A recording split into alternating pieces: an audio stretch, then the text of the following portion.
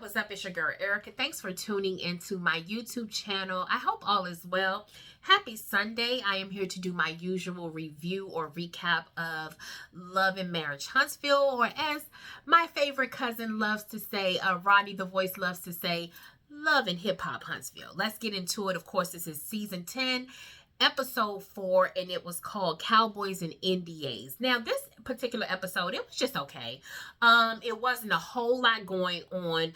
The episode is pretty much based around Tricia's upcoming 38th birthday party, but the show started out with a continuation of the conversation between Maurice and Marceau from last week. So let's get into that. So it opened up again. If you watched my review from last week or you watched the show, Maurice had a conversation with Jalen.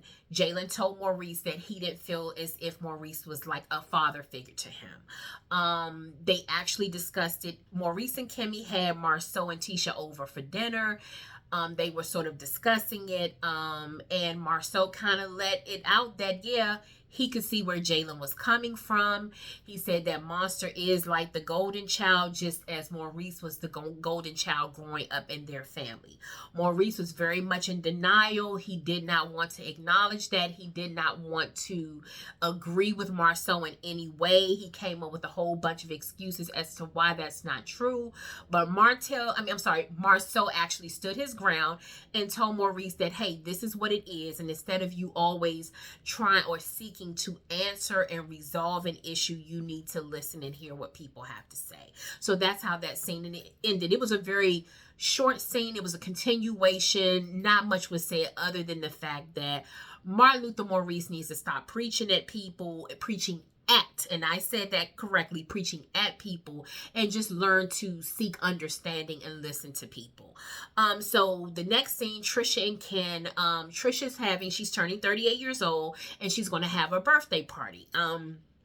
And she actually did a photo shoot. She went to Fredro Starr's photo studio, and the actual photo shoot, it was really nice. It had like a Cowboy Carter theme, but the only thing that I didn't like is that she included Ken on every picture. If it's for her birthday, I think that maybe she could have taken 1 or 2 pictures with Ken, but to take every single picture with Ken, I didn't necessarily understand that or like that.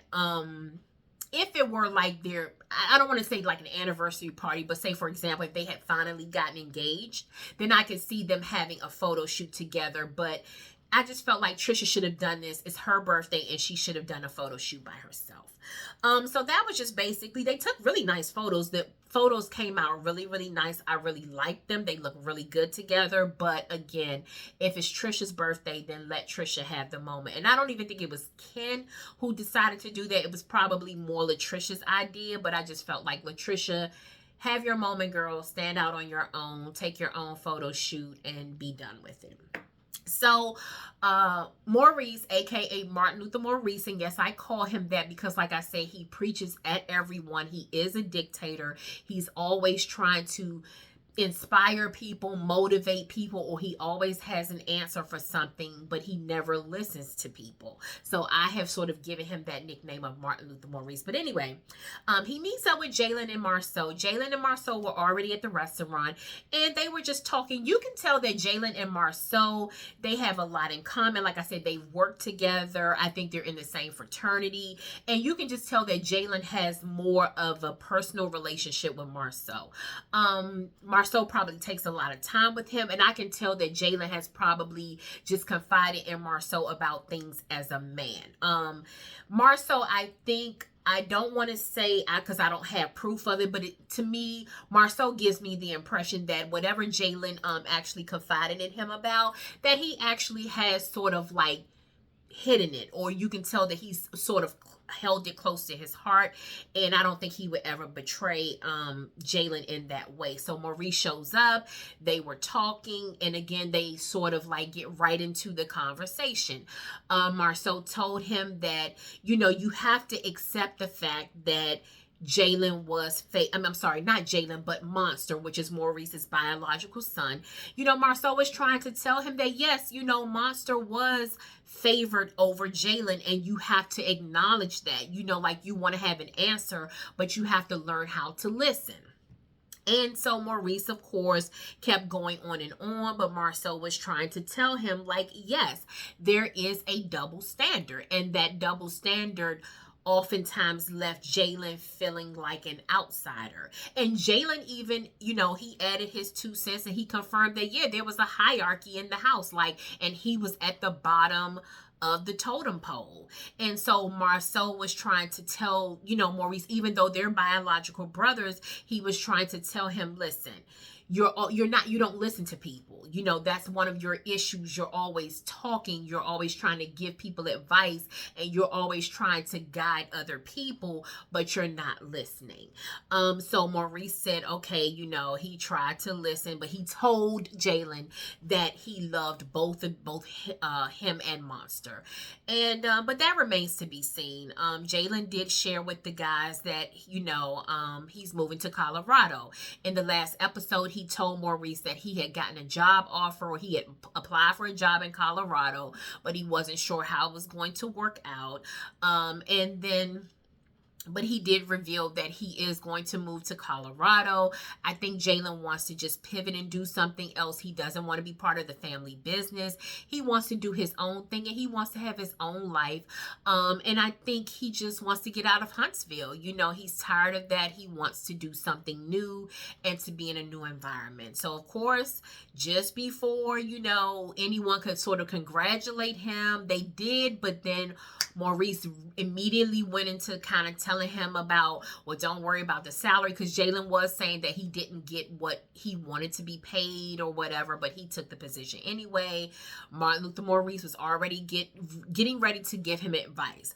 But what he should have done is just said, congratulations, I'm proud of you. I want the best for you. And if you need us for anything, I'm here. And that's all he should have said. So Marcel kind of tested Maurice and saying, okay, what did you hear Jalen saying? And he had Maurice to sort of repeat everything. So it remains to be seen how their relationship will progress, or, sort of remain the same. Because we probably won't even see Jalen that much anymore. Hopefully, as time goes on, maybe by the reunion, we would have like an update as to how Maurice and Jalen have moved forward. So then we go to the next scene. Trisha goes to visit Nell at her daycare. I think we did see Nell's daughter, but again, like Trisha, and we all know that what they're trying to do on the show is cultivate like real friendships. Like, these girls are really co-workers right now. Tisha and Kimmy are family by marriage, but Latricia and Nell and Destiny are just like, they're friends, or like I said, they're co-workers. And so Kimmy did say last week that she wanted them to sort of get together and really get to know one another. Well, Nell has this thing in her mind that, no one wants to be honest or share their real life. Latricia said, well, I'm an open book. You guys already know what I've been going through with Marquez and this whole thing about the divorce thing. So Nell, they started talking. Well, initially Nell started talking to her about her birthday party, and Latricia invited her and said, of course, the theme is Dukes and boots. In other words, Daisy Dukes, or short shorts and boots. And I thought it was like a cute little theme. And we know that Latricia is in tip-top shape, so she's going to look absolutely fabulous. But they were talking about that, and then that's when Nell sort of went into the whole thing about how these girls are not really sharing themselves and really getting to know one another. So you can see something brewing there. It's getting ready to be an explosion between them. But I don't think Latricia wants any part of that, because I feel like Latricia feels like, I can get to know them. I can pretty much talk to anybody. I don't have an issue, so to speak, with Latricia and Kimmy. There may be some things that I don't necessarily agree with what they have done or whatever, but I don't have a problem getting along with them. And so Nell wants to actually like push, like she brought up, she asked Latricia, was Martell going to actually come to the party? And you know, Latricia has a problem with Martell because Martell actually denied knowing Latricia at first. And then Latricia went through the whole thing of saying she never went to Martell's house when in actuality she did. So there was a lot with that. So of course we know that Latricia's not really fooling with Martell either. But again, like I said, Nell just wants answers about Martell's interview, and no one seems to want to really discuss that. So that's what Nell has a problem with. So Martell actually meets up with his mom, Marlene, for breakfast. We've seen Marlene on several seasons of the show. Martell is a mama's boy. Marlene loves Martell. You know, we've seen Marlene support Martell the entire time through everything that he went through with Mel, although we know that Martell was horrible to Mel. You know, I don't think Marlene liked it, but Marlene would always still find a way to tell Martell how wonderful and fantastic and amazing he was as a person and as a father. So, you know, Marlene is kind of biased when it comes to Martell. But they were having breakfast, and, you know, he did tell his mom that Ariane is going to be moving into his investment property. So he's kind of easing Ariane into the picture, not only with his mom, but also with the audience. So we're hearing Ariane more and more and more and more, which means to me, or it feels like Ariane will soon make an appearance on the show. His mom is still stuck in, you know, yesteryear. And when I say that, I mean the mom loved Melody and she loved their family dynamic. So it is taking a while for Marlene to adjust to Martell and Mel not being together. She, you know, she was hoping that they could work things out, but they didn't. So Marlene is basically saying like, okay, I know about this girl Ariane. Yeah, she's a nice girl, but I'm still not sold. And you can tell that she wants to be politically correct. She's not going to say anything bad about Ariane, but at the same time, she's not convinced that Ariane is the one for Martell, or that's where he's really going to be happy. Martell, like I said, is, you know, he told his mom he does want to get married again. He's trying to test the waters. You know, he doesn't want to move Ariane in with him because he wants them to sort of make sure they're going to be engaged first or getting married first, which is like, okay, that doesn't make sense because Martell, since when have you tried doing things the right way? And I'm not saying that anyone, you can't make a mistake and say, okay, this particular time I want to do things right. But I just don't think that Martell is sure about Ariane. I think he's sort of, my opinion, I think he's stringing her along because he doesn't want to be by himself, and he wants to prove to everyone else that he can do it all over again. It's not about Ariane, it's more about Martell and the image of it and how it looks to everyone else.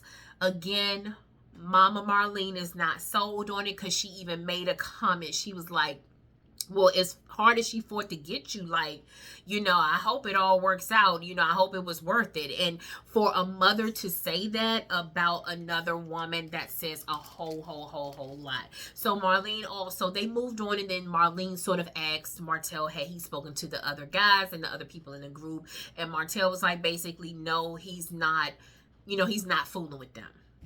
And so that was pretty much the end of that. So, okay, now it's Latricia's 38th birthday party. Like I said, the theme is, you know, Cowboy Carter type thing. It looks like the place was like decorated like a saloon, or like maybe like a dive bar or something like that, where they would go and line dance. And I think they had like mechanical bull and different things like that. So they all started arriving. Like I said, the Scotts, they arrived first, which means that was Kimmy and Maurice, as well as Marceau and Tisha. They had on their Cowboy Carter themed outfits, and or cowboy outfits, themed outfits, so to speak. And they said they wanted to have a good time. Maurice and Marceau agreed that they do have some questions for Chris and they plan to ask him, but they did say they wanted to have a good time. Jalen and Lance show up. So they congratulate Lance on having the baby. And I know Marceau asked Jalen, he said, "Do you want any more kids?" And Lance said, "No, 3 is enough." Well, at that point, I was kind of thinking, was Destiny going to show up for Latricia's party? But Destiny didn't show up. So, in my opinion, Martell and Destiny feel like more like friends of the show. Martell is being shown a lot more than Destiny. But again, Destiny is always kind of MIA. I don't know what that's about. I don't know what her contract is, but she's just not participating with the group. And you almost forget sometimes that Destiny is actually part of the show. But again, like I said, because I wanted to see the first reaction between Lance and Destiny. Well, it didn't happen in this particular episode. So again, Nell and Chris arrive, and then then of course, Latricia and Ken, they arrive. So, they get the party started, and, they start having a good time. Of course, Latricia, the girls, so what they did was they showed the girls together, or the ladies sitting down and talking, and then they had the men talking. I think Nell said something about all of them getting together and, just kind of sort of getting to know each other. Trisha says she's all the way in. Of course, Latricia tried to make it seem like maybe Latricia, because at that time, Latricia said she doesn't have anything to hide, but Latricia was like, in her confessional, like, "Girl, you were hiding the whole thing with Martell, so I don't believe you." The men were talking. Maurice was telling Ken, basically, you kind of look like the bad guy in all of this. Like, Marquez and Latricia are still married. So even though you're trying to do the right thing and you're in a relationship with Latricia, you look like the bad guy.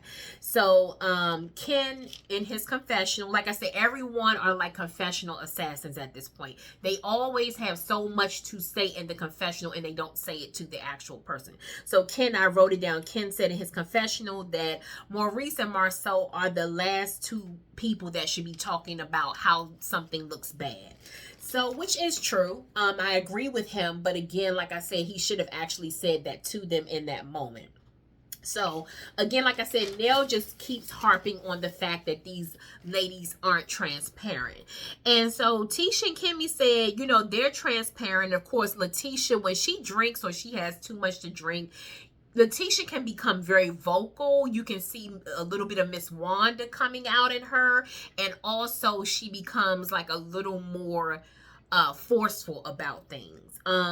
So Nell brought up the interview and Latricia was like, "I don't want to talk about that." Kimmy got angry and was like, "I didn't watch the whole interview." And Nell was like, "Well, to me, you're avoiding it." And Kimmy was like, "I'm not avoiding anything. I just felt like it was, it had no merit to it. It just, nothing was true. So what was the purpose of me watching this interview?" So Tisha said, "Well, look, Marceau and I have discussed it. In our marriage, we have settled everything. What about your marriage? What about things that have been said about you?" So, of course, like I said, this is leading up to like a blow up between the girls. Well, Marceau and Maurice, they confront Chris as well. So they start talking about what happened with the NDAs. And so, Chris said, "Oh, that's not how it happened. That's not what was said. Basically, when it was mentioned to me, I was like, you need to ask Maurice and Marceau about it." Like Nene said, do not water it down when she talked to Natalie in season 6. Chris, you were watering this down. You knew exactly what you meant. You knew exactly what you said. And instead of you actually owning it, you tried to water it down.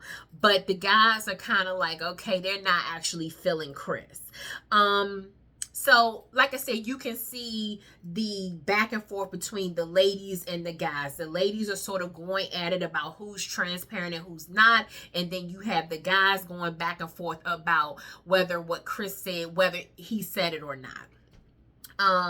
And Marceau told the guys that there should be boundaries even within their group, within the group of guys. And like I said, Chris refused to, he denied it and said, hey, that's not what happened. So whether he said, we know that he said it, but he's now denying how he meant it.